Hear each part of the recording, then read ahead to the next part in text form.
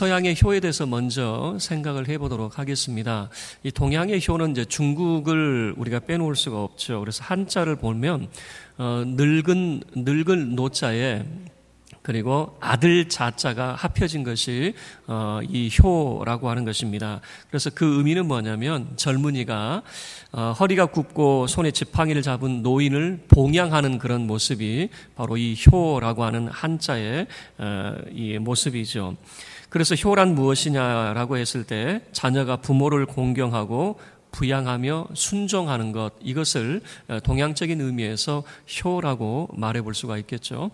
맹자는 불효에는 세 가지가 있는데 이제 그 중에 제일 큰 불효가 뭐냐, 그것을 후사가 없는 것이다, 그렇게 표현을 했습니다. 그래서 효라고 하는 것은 단순히 노인을 모시는 것뿐만 아니라 그가 못다 이룬 소망을 이루어가고 자손들이 대를 잇는 책임과 의무를 가진다. 이게 이제 동양적인 의미에서의 효라고 하는 것이죠. 그래서 이제 또 반대로 그러면 서양에 있어서 효는 뭘까? 근데 잘 모르겠어요. 제가 이렇게 여러 가지를 찾아봤는데 서양에 있어서 효 의식은 많이 약한 것 같아요. 동양과는 달리. 근데 그게 어떤 이유일까 이제 보니까 철학적인 사고 구조의 원인이 있는 것 같아요. 동양 사상은 무라일체입니다. 그러니까 우주와 나는 하나다라고 하는 기본적인 이론론적인 그런 사고 구조거든요. 그러니까 부모와 자식은 하나라고 하는 그런 의미를 가지고 있습니다. 그래서 자녀가 부모 집에 사는 것, 자녀가 부모를 봉양하는 것, 이것은 지극히 당연한 거예요. 왜냐하면 부모와 자녀는 하나라고 하는 그런 의식이 강하기 때문에 그렇습니다. 그래서 동양에서는 집단을 강조를 합니다. 가족이나 개인보다는 집단을 더 강조를 하죠. 그래서 오늘날도 우리나라에서 정치권에서 통하는 게 뭡니까? 우리가 남이가. 이게 집단을 강조하는 그런 의식에 대한 표현이거든요. 근데 서양 사람들은 사고 구조가 이 플라톤의 이원론에 강하게 젖어 있습니다. 이원론이라고 하는 것은 뭐냐면 너는 너고 나는 나다, 그 말입니다. 그러니까 소위 말하는 이 개인주의 사상이 굉장히 강합니다. 그래서 우리나라는 초면에 사람 만나면 뭐부터 물어봐요? 이름이 뭐냐? 그 다음에 뭘 물어요? 나이도 물어봐야 돼요. 왜냐하면 우리는 이 존댓말이 있어서 말을 높여야 될지 말을 놔야 될지, 그래서 가만히 보면 초면에 이렇게 만난 사람이라도 자기보다 나이가 어리다 싶으면 어떻게 됩니까? 말을 처음에는 높인 듯 하다가 좀 하대하죠. 그래도 괜찮잖아요. 우리는 이게 높임말이기 때문에 나이를 물어보는데, 서양에서는 나이 물어보면 실례입니다. 굉장히 큰 그거는 실수를 하는 거예요. 왜 그러냐면 개인적인 질문을 하는 게 아니거든요. 그 사람이 어디 살고, 우리는 처음 만나면 호구조사 들어가잖아요. 아버지가 누군지, 식구들은 어떻게 지내는지. 그런데 외국에서는 그거는요, 개인적인 질문, 사생활에 대한 질문은 굉장히 큰 신뢰가 되어져요. 왜냐하면 너는 너고 나는 나예요. 그런데 우리나라는 왜 이게 통하죠? 집단주의 사상이기 때문에 어느 정도 이게 통한다는 겁니다. 가족주의에 있기 때문에 그렇죠. 그래서 이 서양 사람들은 뭐라 그럴까요? 이 효에 대한 개념들이 굉장히 좀 약한 그런 모습을 보여줍니다. 그런데 이 이제 서양 사람들이 우리 동양에, 특히 우리 한국에 무엇을 이제 가장 부러워했었냐면 우리의 가족제도, 그리고 우리나라의 효 사상을 굉장히 부러워했거든요. 왜 그러냐면 서양에는 이 대가족 제도가 없어요. 대가족 제도도 없고 효 사상 자체가 없어요. 그래서 이 게리 베커라고 하는 이 노벨 경제학상을 받은 미국의 그런 시카고 대학 교수가 있습니다. 그가 이 서울의 발전 상황을 보면서 이렇게 말을 했거든요.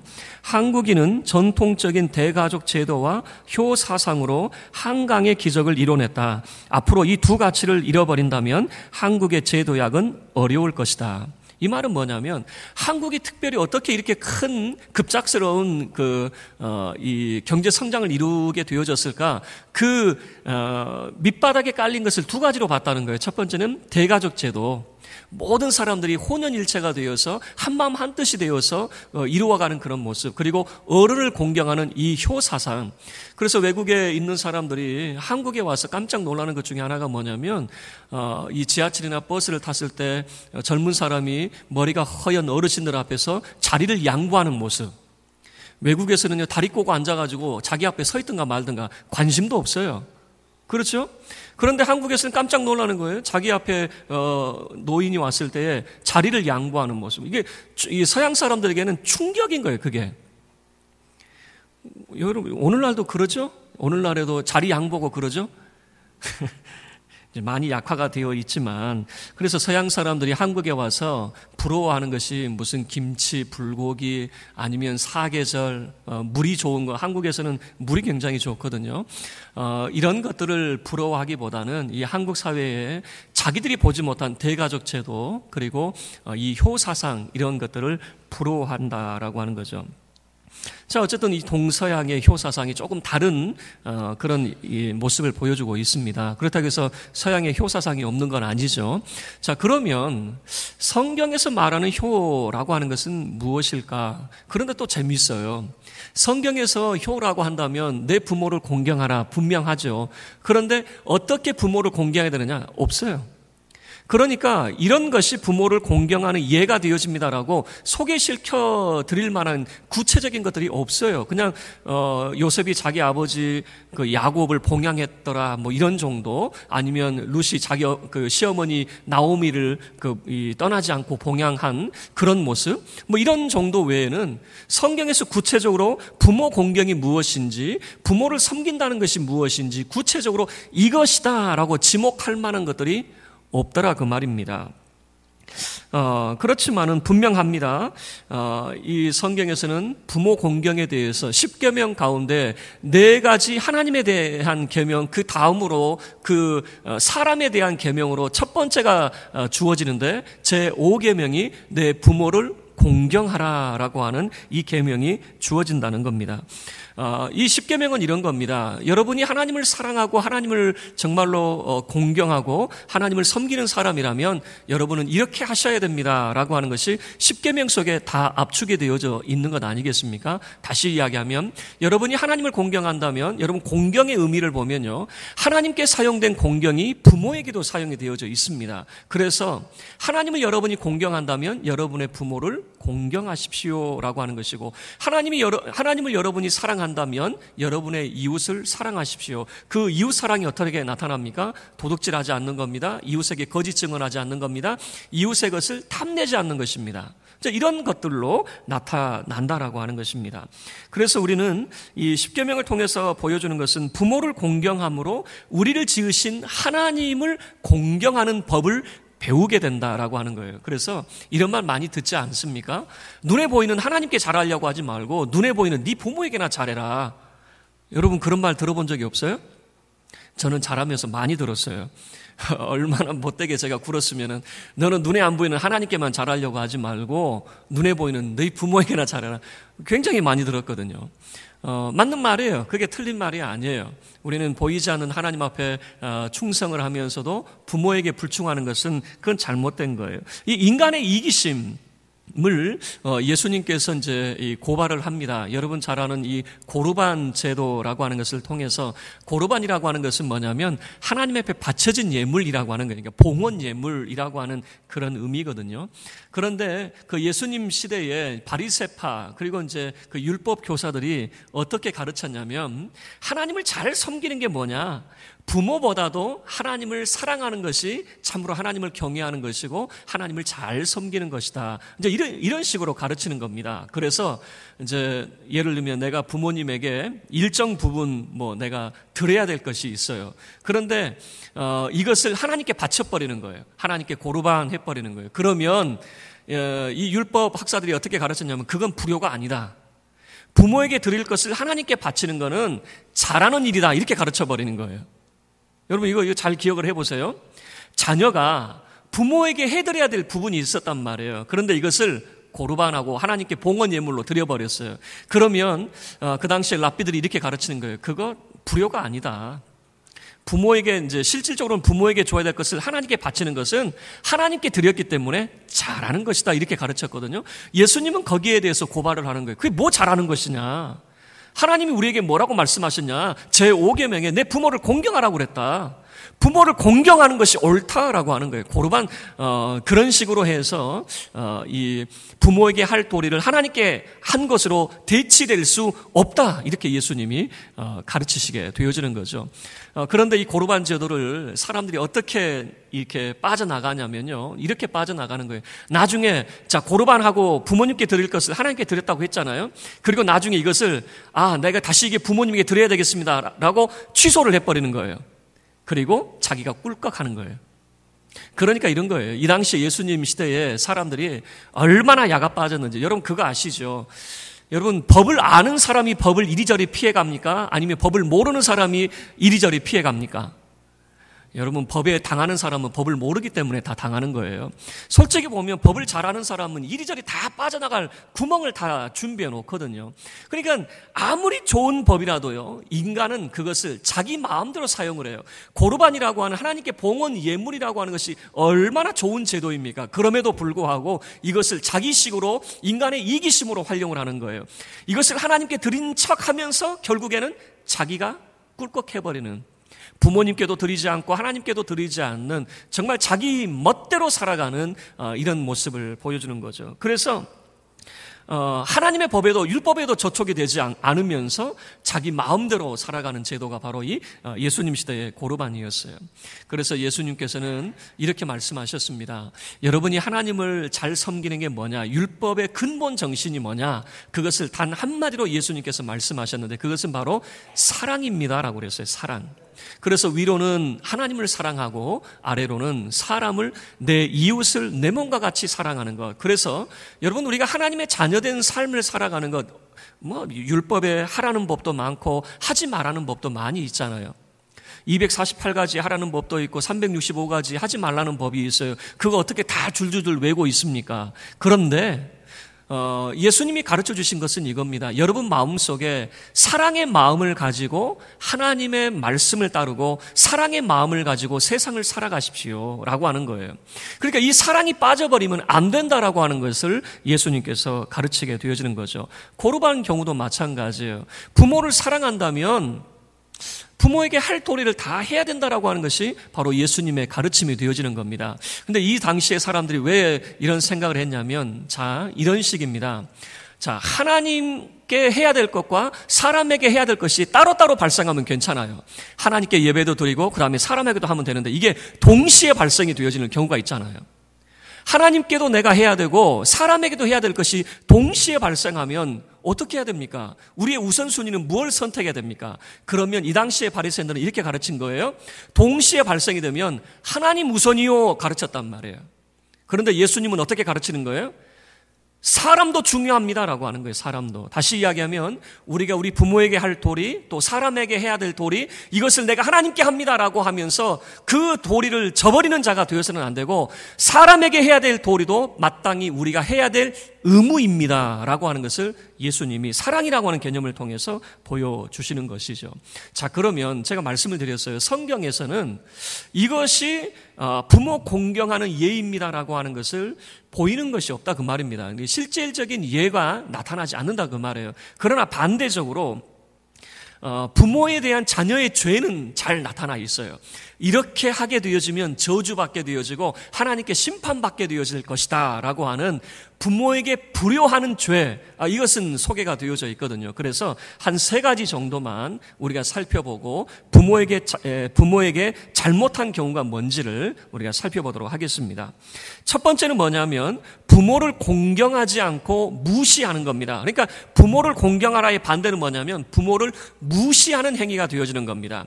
대표적인 신뢰가 이제 어디에서 나타나냐면은 이 노아가 포도나무를 심고 포도주를 먹고 그가 취한 채 발가벗고 잠이 들었습니다. 그 모습을 누가 보냐면 노아의 세 아들이 봅니다. 세 아들이 보는데 첫 번째는 함이라고 하는 아들이 보죠. 그 아버지가 술 취해서 발가벗은 모습을 그 형들에게 이야기해요. 그러니까 아버지를 조롱하는 투로 이야기합니다. 아버지를 무시하는 경우가 되어지는 거죠. 그러나 셈과 야벳은 아버지의 발가벗은 모습을, 아버지의 수치된 모습을 보지 않으려고 뒷걸음질로 가게 되죠. 그리고 그 아버지의 벗은 몸을 덮어주는 것이죠. 그런데 아버지가 술이 깨고 난 다음에 그 사실을 알았어요. 그래서 어떻게 합니까? 자기의 이 벌거벗은 모습을 알렸던, 그 비난하고 공개적으로 조롱했던 함이라고 하는 그 사람을 불러다가 함의 아들 가나안을 저주해버리는 거예요.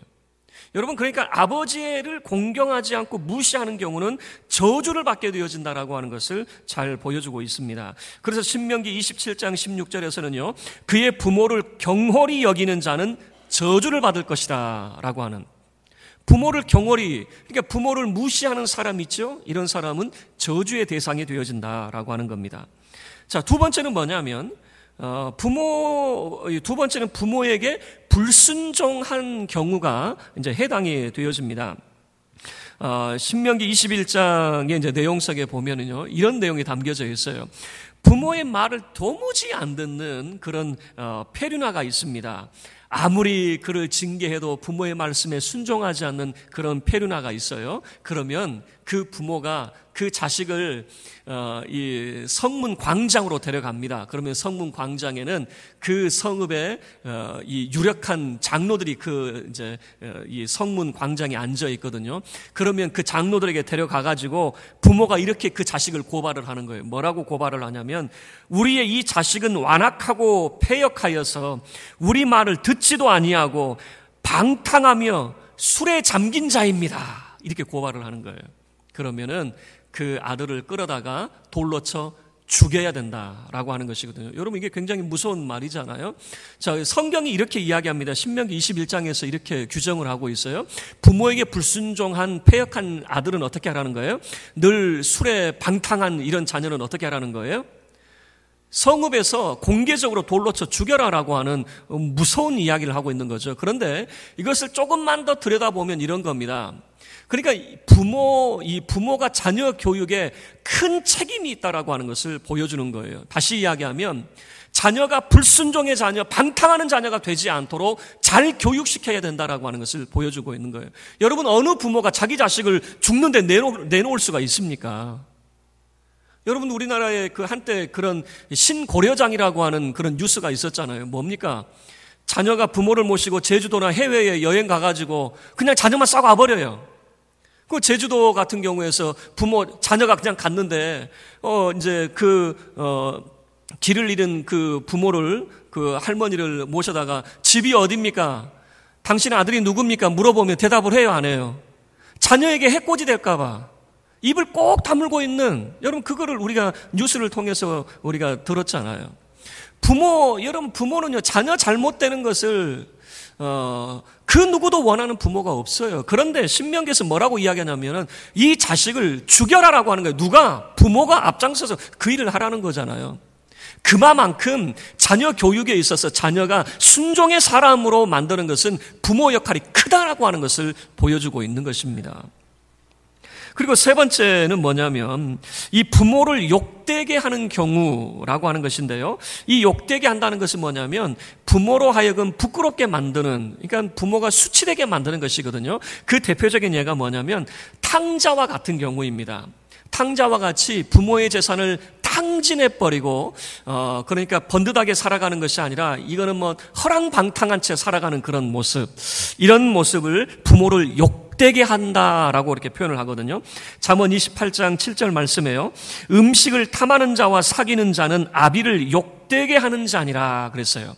아비를 욕되게 하는 사람이 누구냐? 음식을 탐하는 자와 사귀는 자라고 그랬어요. 여러분, 음식을 탐한다라고 하는 것은 뭐냐면 날마다 이 잔치하는 것입니다. 오늘날식으로 이야기하자면 날마다 파티하고 친구들과 클럽에 놀러 다니면서 춤추고 그렇게 놀러 다니면서 마약하고 그리고 이 술과 마약에 찌들어 있는 그런 모습을 보여주고 있는 거예요. 이런 사람들은 아비를 욕되게 하는 자라고 하는 겁니다. 그리고 잠언 28장 24절 말씀에 부모의 물건을 도둑질하고서도 죄가 아니라 하는 자는 멸망받게 하는 자의 동륜이라 그랬어요. 부모의 물건을 도둑질해놓고도 이거는 죄가 아니다. 이 말은 무슨 말이냐면 이 부모의 재산을 탕진하고서도 이거 죄가 아니다. 허랑방탕하게 사용을 했어요. 그리고도 이게 죄가 아니다. 여러분, 그것은 잘못되었다라고 하는 것을 보여준다는 겁니다. 자, 세 가지 경우였어요. 부모를 공경하지 않고 무시하는 것. 두 번째는 부모에게 불순종하는 것. 세 번째는 부모를 욕되게 하는 것. 그러면 이것을 뒤집어 보면 부모 공경은 뭐냐? 이런 거죠. 여러분, 부모를 무시하지 말고 공경하십시오라고 하는 거죠. 부모를 공경하는 것은 존경하고 그리고 이 존대해라라고 하는 것이죠. 말도 부모에게는 함부로 하는 게 아니에요. 여러분, 어른이 계시는 집안과 어른이 없는 집안의 특징이 뭡니까? 어른이 계신 집안은요, 큰 소리가 나요, 안 나요? 날 수가 없잖아요. 어른이 안 계신 집안은 애들이 자기들이 최고입니다. 자기가 정말 주인입니다. 그러니까 막 집안이 막 어수선하고 막 시끄러운 거예요. 그러나 어른이 계신 집안에는, 여러분, 저도 마찬가지예요. 부부싸움 하고 싶어도 못해요. 행이라도 어른이 들을까 봐, 어머니가 들을까 봐 못해요. 옛날 어른들은 어떻습니까? 너희들 싸우냐 또 싸우냐 이렇게 말하지 않죠. 옛날 어른들은 그냥 헛기침 한 번이면 돼요. 그럼 알아들으란 그 소리죠. 너희들 이제 그만해라, 그쯤 했으면 됐다, 그 소리 아니에요? 자, 부모를 무시하는 건 뭐냐면 부모가 계심에도 불구하고 큰 소리 치는 거죠. 여러분, 이 주의 몸된 교회도 여러분 생각하셔야 돼요. 여러분이 하나님이 계시다고 여러분이 생각을 한다면 교회에서 큰 소리 내는 거 아니에요. 여기 교회에 하나님이 안 계시니까 큰 소리 나는 것이거든요. 어른이 안 계시니까 큰 소리 나는 거예요. 항상 여러분, 그래서 성경이 뭐라고 이야기합니까? 하나님이 그 성전에, 성소에 거하시니 너희는 잠잠할지니라, 성경이 우리에게 말하고 있거든요. 자, 효는 뭐냐? 부모를 무시하지 않고 존대하고 공경하는 것이라는 것이죠. 또 두 번째는 뭐냐면 부모의 말씀을 거역하거나 불순종하지 않고 순종하는 것, 부모님의 말씀을 잘 따르는 것, 이것이 이 효가 되어지는 것이죠. 그리고 세 번째는 부모를 욕되게 하는 것, 그러니까 부모로 하여금 부끄러운 자식이 되지 않는 것, 그것 또한 부모 공경이라고 우리가 생각해 볼 수가 있겠죠. 자, 이렇게 우리가 하나님 말씀대로 살아가게 되어지고 또 하나님의 뜻을 따르게 되어질 때에 우리에게 임하는 그런 복이 어떤 것이냐, 오늘 우리가 이 시편 144편의 내용을 보면요, 먼저 15절 말씀을 보시면 이렇게 이야기하고 있습니다. 이러한 백성은 복이 있다, 그 말입니다. 이러한 백성이 복이 있는데 어떤 백성이냐? 여호와를 자기 하나님으로 삼는 백성은 복이 있다, 그 말입니다. 여호와를 자기 하나님으로 삼아요. 이 말은 무슨 말이냐면 하나님이 우리에게 가르쳐 주신 말씀대로 행하는 사람이겠죠. 내가 여호와를 나의 하나님으로 삼습니다라고 해놓고 하나님의 말씀을 따르지 않는다면 그건 하나님을 따르는 사람이 아니죠. 그러니까 여호와를 자기 하나님으로 삼는 백성은 어떤 백성이냐? 하나님이 우리에게 말씀하여 주신 말을 기억하고 준행하는 백성이 되어지겠죠. 그 백성에게는 어떠한 복이 임하는가? 여러분, 이 시편 144편에서 말하고 있는 이 복이 여러분의 가정 가운데도 임하기를 축원합니다. 자, 어떤 복이냐? 첫 번째는 자녀에 대한 복을 이야기를 하고 있습니다. 우리 12절 함께 합독하겠습니다. 우리 아들들은 어리다가 장성한 나무들과 같으며 우리 딸들은 궁전의 양식대로 아름답게 다듬은 모퉁이 돌들과 같으며. 자, 자녀들의 모습을 이렇게 말하고 있는데 이 자녀들이 얼마나 보기 좋은 모습인지, 아들들의 모습은 어떻습니까? 어리다가 장성한 나무들 같은 그런 모습을 보여주고 있어요. 여러분, 자녀들이 어떻습니까? 이 어린 아이들이 어느 순간 보니까 훌쩍 커 있죠. 어느 순간 보니까 다 자라져 있어요. 그러니까 어렸을 때는 보면 이 아이가 자라면서 부모 속 깨나 썩이면서 이게 사람 노릇이나 할까라고 생각했는데 어느 순간 보니까 장성한 나무가 되어져 있는 거예요. 사람 노릇하는 정도가 아니라 이제는 부모 공경할 줄도 알고 이제는 정말 신앙의 자녀로서 정말 듬직하게 서 있는 그런 모습이라는 것이죠. 훌쩍 자라버린, 그래서 이 아버지의 그런 가업을 이어받을 만한 그런 장성한 아들의 모습, 그 딸의 모습을 어떻게 소개를 하고 있습니까? 궁전의 양식대로 아름답게 다듬은 모퉁이 돌이라고 하는 거예요. 그러니까 모퉁이 돌, 기둥이라고 하는 것이 대충 딱 세워놓는 것이 아니죠. 궁전 안에는 아름답게 조각을 해놨단 말이에요. 그러니까 그 딸의 모습이 얼마나 아름다운지. 자, 아들들은 듬직한 아들들입니다. 딸들은 아름다운 딸들입니다. 자녀들을 바라볼 때에 한숨이 나오는 것이 아니라 자녀들을 바라볼 때에 미소가 지어지는 거죠. 여러분 자녀들 그렇잖아요. 사실 저는 그런 생각을 해봐요. 우리 아이들이, 저도 딸이 셋이잖아요. 이 딸 셋이 예쁘게 자랐으면 좋겠어요. 이렇게 궁전의 아름다운 모퉁이 돌로 자랐으면 좋겠어요. 왜 그렇게 제가 소원을 하냐면 나중에 명동 한번 얘들 데리고 뒤에 싹 세우고 제가 명동에 한번 나가보려고. 자, 자녀들은 듬직합니다. 그리고 참 자녀들을 바라볼 때마다 미소가 지어집니다. 자, 그리고 경제에 대한 이야기입니다. 자, 13절과 14절 말씀입니다. 우리 함께 합독하겠습니다. 13절 시작. 우리의 곳간에는 백곡이 가득하며 우리의 양은 들에서 천천과 만만으로 번성하며. 자, 여기까지만 하죠. 창고를 들여다봤더니 어떻습니까? 이 곳간에는 백곡이 가득합니다. 오곡백과로 가득 차 있습니다. 그리고 우리 그 외양간에는 이 벌판에 천천과 만만의 그런 번성한 양떼들, 그리고 이 소떼들이 가득한 그런 모습입니다. 다시 이야기하면은 이런 거죠. 그냥 가난에 찌든 그런 모습이 아니라 정말 부유함을 하나님께서 허락해 주신 그런 모습을 보여주는 것 아니겠습니까? 그리고 14절 말씀에는 이 도시의 거리에 대해서 소개를 하고 있습니다. 14절 함께 읽겠습니다. 우리 수소는 무겁게 실었으며 또 우리를 침노하는 일이나 우리가 나아가 막는 일이 없으며 우리 거리에는 슬피 부르짖음이 없을진대라고 하는 거예요. 이 말은 무슨 말이냐면, 내가 아무리 내 자식들이 뛰어나고 내가 아무리 잘 살면 뭡니까? 전쟁이 일어나서 다 빼앗길 판인데, 그러나 14절 말씀은 뭐냐면 평화에 대한 이야기를 하고 있는 겁니다. 여러분, 내가 아무리 엄청난 것을 이뤄놨다 할지라도 전쟁이 일어나가지고 빼앗기면 그건 아무것도 아니에요.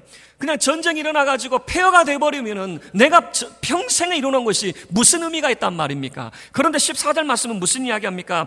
우리의 수소는 무겁게 실었습니다. 이런 교역을 하고 이 장사를 하는 그런 모습 아니겠습니까? 우리를 침노하는 일이나 우리가 나아가 막는 일이 없습니다. 전쟁이 없습니다.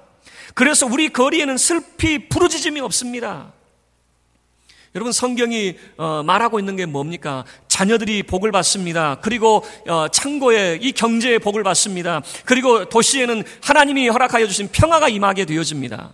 이 모든 것이 어떠할 때 임하게 되어진다는 겁니까? 여호와를 자기 하나님으로 삼을 때라고 하는 것이죠. 다시 이야기하면 하나님의 말씀대로 우리가 준행하며 따를 때에, 부모를 공경하라 말씀하신 하나님의 명령을 우리가 따라갈 때에 하나님께서 이런 놀라운 복을 우리에게 주신다라고 하는 것이죠. 그렇다면 한 가지만 더 우리가 살펴봐요. 성경이 말하는 최고의 공경, 그게 도대체 뭘까? 여러분, 하나님을 공경하는, 최고의 하나님을 공경하는 게 뭘까? 그것은요, 다른 게 아닙니다. 하나님을 알고 그분의 말씀을 따라 살아가는 것이 하나님을 최고로 섬기는 겁니다. 다시 이야기하면 여러분이 세상에 가장 값진 그런 금은 보화로 하나님을 섬기는 거, 여러분 그것 아니에요. 아니면 여러분의 목숨을 바쳐가지고 여러분 충성하는 것, 그거 아니에요. 하나님을 최고로 여러분이 공경하는 것은 무엇이냐면 하나님이 우리에게 가르쳐주신 말씀대로 그대로 준행하는 거예요. 하나님 말씀대로 살아가는 것이 최고로 하나님을 공경하는 것이 되어지는 겁니다. 자, 그러면 또 한 가지, 그러면 우리가 부모를 공경하는 것 중에 최고로 부모를 공경하는 게 뭘까? 그것은 잠언서에서 잘 나타나게 되어지는데, 이건 성경이 말하는 우리가 부모를 공경하는 최고의 공경은 뭐냐? 그것은 부모의 신앙을 계승하는 겁니다. 부모의 신앙을 계승해서 정말 사람의 본분이 뭐냐? 여호와를 경외하는 것이 사람의 참된 본분이라고 말씀을 하고 있거든요. 그래서 여호와를 경외하는 신앙을 계승해가는 것, 신앙의 대를 이어가는 것이야말로 최고의 부모 공경이라고 성경이 가르치고 있어요. 여러분, 말씀을 마치도록 하겠습니다. 성경은 구체적으로 이것이 부모 공경입니다 라고 말하는 것이 없어요. 그러니까 실예를 들어가지고 이렇게 해야 됩니다 라고 말하는 것이 없어요. 그러나 우리가 반대로 우리가 살펴봤어요. 어떤 사람이 저주를 받습니까? 어떤 사람이 심판을 받습니까? 부모를 공경하지 않고 무시하는 사람, 불순종하는 사람, 부모를 욕되게 하는 사람. 그래서 반대로 우리는 어떻게 해야 됩니까? 부모를 무시하지 않고 부모를 공경해야 됩니다. 그리고 부모의 말씀을 거역하지 않고 부모의 말씀에 순종해야 됩니다. 그리고 부모가 자식을 부끄럽게 여기는 부끄러운 자녀가 되어서는 안 됩니다. 부모의 재산을 탕진하고 허랑방탕한 채 살아가는 탕자처럼 살아가는 삶이 되어서는 안 되고, 부모가 자랑스러워하는 자녀가 되어져야 된다라고 하는 거예요.